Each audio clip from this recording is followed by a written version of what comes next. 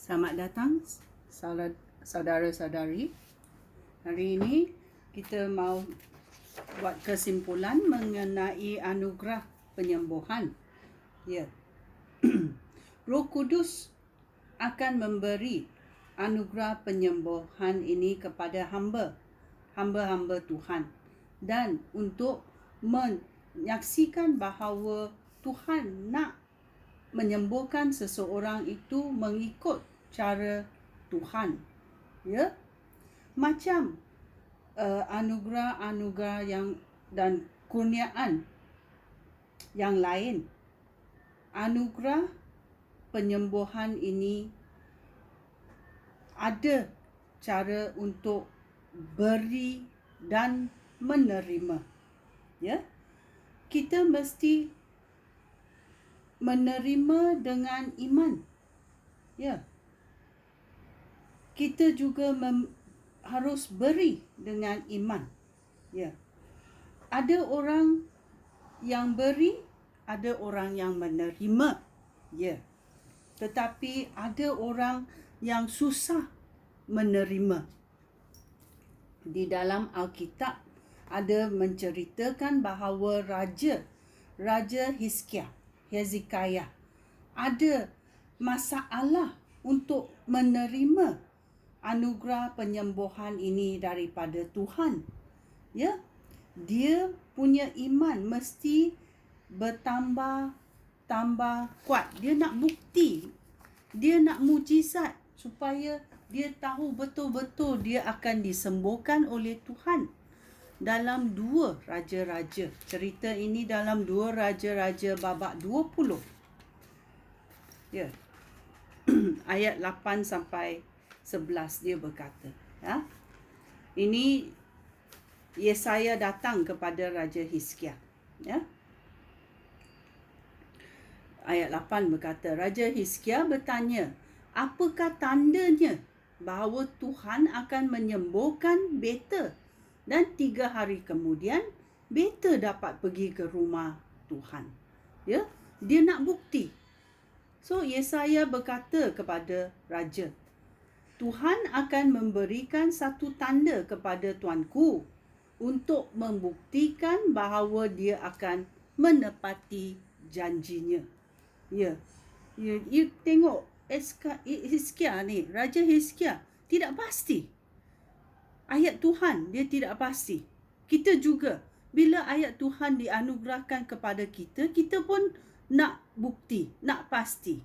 Ramai yang buat macam ini, ya. Nabi Musa pun buat macam ini, ya. Dan apa berlaku, ya?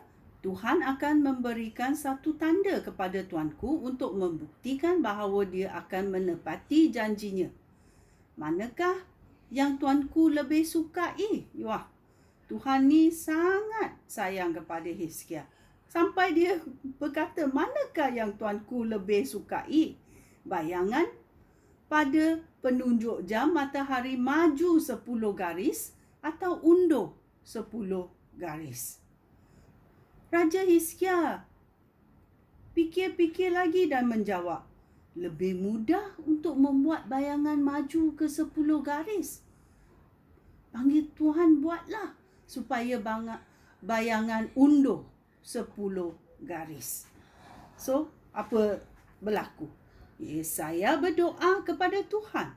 Lalu Tuhan membuat bayangan itu undur 10 garis pada penunjuk jam matahari yang dibina oleh Raja Ahaz. Ya. Raja Hizkiah dapat disembuhkan dan dia hidup 15 tahun lagi. Ya, Tuhan akan menepati janjinya. Ya, Tuhan akan menepati janjinya. Tetapi adakah kita boleh menerima apa yang dia mau beri kita? Ya, ada kita dengar, ya, Hizkiah susah menerima, ya, anugerah penyembuhan ini. Siapa lagi yang susah menerima? Ya, ini adalah cerita dalam 2 Raja-Raja babak 5. Iaitu mengenai seorang bukan Yahudi, iaitu Naaman ya, panglima tentera negeri Syria. Ya. Dia pun ada uh, kesusahan untuk menerima anugerah daripada Tuhan. Bila Tuhan menghantar dia pergi kepada Nabi Elisha. Ya. Ya, apa berlaku? Ya. Penyembuhan ini mesti ada dua. Beri dan menerima. Iman kita mesti berganda. Ya. Kita mesti ada iman untuk menerima. Begitu juga kita mesti ada iman untuk memberi. Ya, dalam 2 Raja-Raja babak 5 ayat 10 sampai 14. Dia berkata, ya. Elisha menyuruh seorang hamba keluar. Elisha tak keluar sendiri. Dia panggil hambanya keluar untuk memberitahu Naaman supaya pergilah mandi 7 kali di sungai Yordan. Maka penyakit kamu akan sembuh. Dia panggil orang suruhannya pergi memberitahu panglima tentera negeri Syria. Ya, itu Naaman. Ya, dia askar besar. Tetapi Elisha panggil hambanya pergi bercakap dengan dia sahaja. Apa reaction? Apakah Naaman berperangai? Ya, Naaman marah ketika mendengar kata-kata itu. Lalu meninggalkan tempat itu. Bongkak dia. Katanya, sangka aku sekurang-kurangnya Elisha keluar menemui aku, berdoa kepada Tuhan Allahnya, lalu bergerak-gerak tangannya di atas bahagian tubuh aku yang sakit, serta menyembuhkan aku. Selain itu, bukankah sungai Abana dan sungai Papa di Damsyik lebih baik daripada sungai mana-mana pun di Israel? Sambil dia berkata, aku pun boleh mandi di sungai-sungai itu dan menjadi sembuh.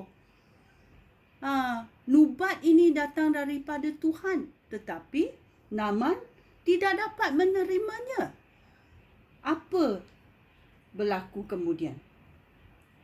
Tetapi hamba-hamba Naaman berkata kepadanya, Tuan, jika Nabi itu menyuruh kamu melakukan perkara yang susah, tentu Tuan akan melakukannya.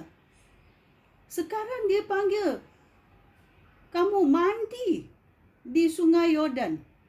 Ya, sebaliknya Tuan mandi seperti yang disuruh supaya jadi sembuh. Oleh itu, Naaman pun rendah hati dan turun ke sungai Yordan dan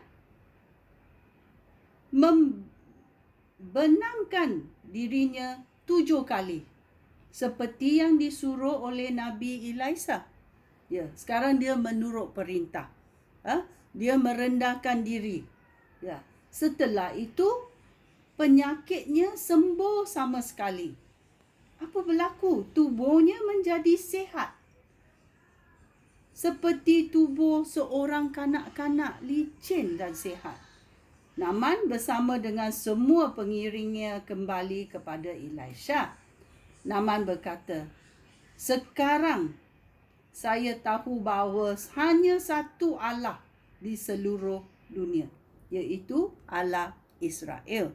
Dia memuji Tuhan Allah. Ya.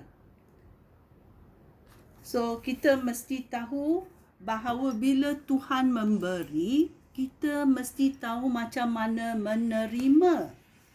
Ya, kerana selalu ada yang tidak tahu macam mana menerima anugerah Tuhan, macam mana menerima kebaikan Tuhan.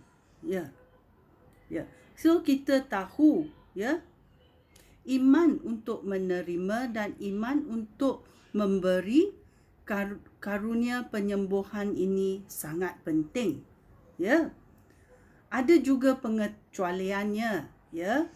bila Tuhan nak menyembuh setiap masa. Tuhan nak menyembuh kita setiap masa. Tetapi ada kalanya channel atau saluran itu tidak dapat digunakan. Macam kalau rumah pipe kita, pipe air kita sudah berguna berlama-lama, mungkin dalamnya karat, air keluarnya susah. Macam itulah salurannya. Mungkin saluran itu tidak kena, tidak jalan dengan betul.